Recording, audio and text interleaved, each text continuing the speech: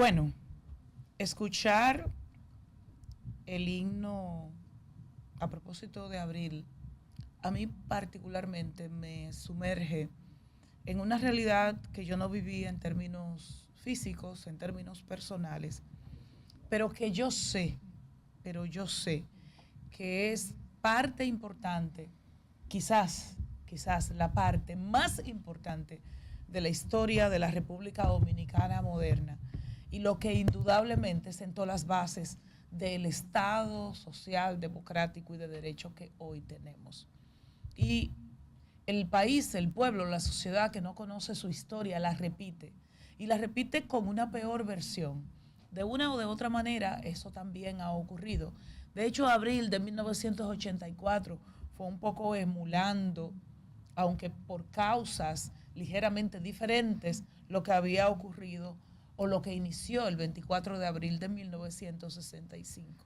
Pero hablar de abril significa detenernos en tres momentos claves.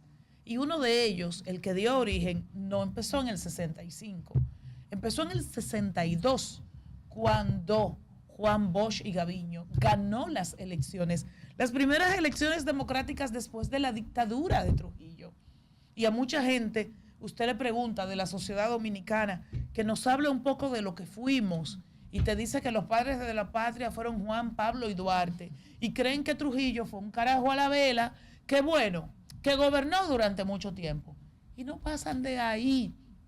Y te dicen Anacaona era una tigra, así, morenita ella, pelo largo, y que estaba casada con Trujillo, con Enriquillo. O sea, y te detienes ahí y sabes que las perspectivas de avance y de progreso de República Dominicana son realmente bajas, porque desconocemos nuestros pasados, porque no honramos a los hombres y a las mujeres que nos allanaron el camino, que sembraron el camino, porque hoy, aunque tenemos una serie de carencias y de pendientes, estamos cosechando, estamos cosechando, porque lo que ocurrió en el 62, cuando Bosch gana las elecciones, y que 7 meses después, la República Dominicana conservadora, la República Dominicana pro-gringa, encabezada por la Iglesia Católica, los empresarios, el empresariado nuestro, el empresariado, y por supuesto también por los militares, una estructura conservadora que no toleró la primera constitución del país donde realmente hablábamos de derechos. La primera constitución de República Dominicana que allanaba las bases para vivir realmente en un estado social y que eliminaba los tuntumpotes o las posibilidades de esa delincuencia de cuello blanco que en aquel momento, con el latifundio, en aquel momento siendo terratenientes, siendo los propietarios de las grandes estructuras de progreso de República Dominicana, limitaban ese avance a unos poquísimos. Si ahora son pocos, en aquel momento eran muchísimos, muchísimos menos.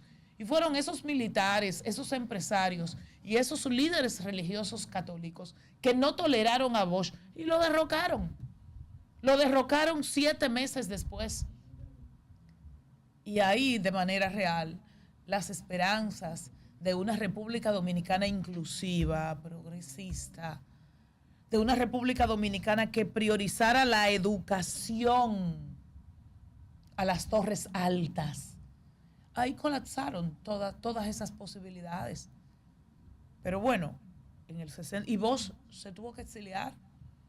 Y en el 65, una ala militar progresista que encabezó Francisco Alberto Camaño, dijo no, Bosch tiene que volver. Y el gran reclamo de Camaño, de Fernández Domínguez, de Héctor Aristi, entre otros, era volvamos a la constitucionalidad. No era otro.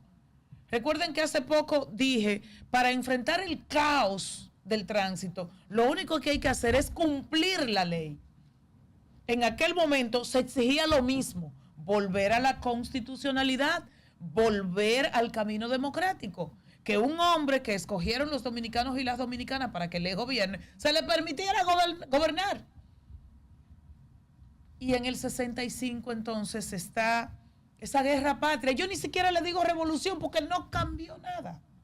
Porque no volvimos a la constitucionalidad, lamentablemente. Pero sí fue una guerra patria. Sí nos enfrentamos dominicanos contra dominicanos. Dominicanos de buena y dominicanos de mala voluntad. Porque evidentemente que los de mala voluntad existen y siempre han existido. Miren, y todo indicaba que los de buena voluntad iban a triunfar. Pero la presencia de Estados Unidos dirigiendo República Dominicana, independientemente de que tenemos bandera, es sumamente vieja, muy vieja. Es desde antes del 16, cuando fue la primera intervención estadounidense. Es desde mucho antes de que formaran a Trujillo y lo escogieran para presidir República Dominicana. Y en el 65, pero ya un 28 de abril. La revuelta empieza el 24 y el 28, la segunda invasión estadounidense de República Dominicana. Para colapsar con su poderío, con 42,000 marines desembarcaron en Santo Domingo. 42,000 botas estadounidenses nos invadieron. Y se fueron del lado de ¿quién? De Wessing Chávez, de Antonio Inver Barreras. Y sepultaron la democracia. Y bueno, nada. Ahí se restablece el triunvirato. Ahí la represión se institucionaliza. Y la excusa de Estados Unidos, no, para proteger vidas y propiedades estadounidenses. Esa era su excusa. La excusa de Estados Unidos, evitar otra Cuba, porque el cuco era el comunismo. La excusa para sustraer o para apresar a Maduro fue la droga. Hoy es la droga, en aquel momento era el comunismo. Sin peros, el comunismo. Y producto de todo ese episodio resumido, en el 1966 gana Balaguer e inician los 12 años.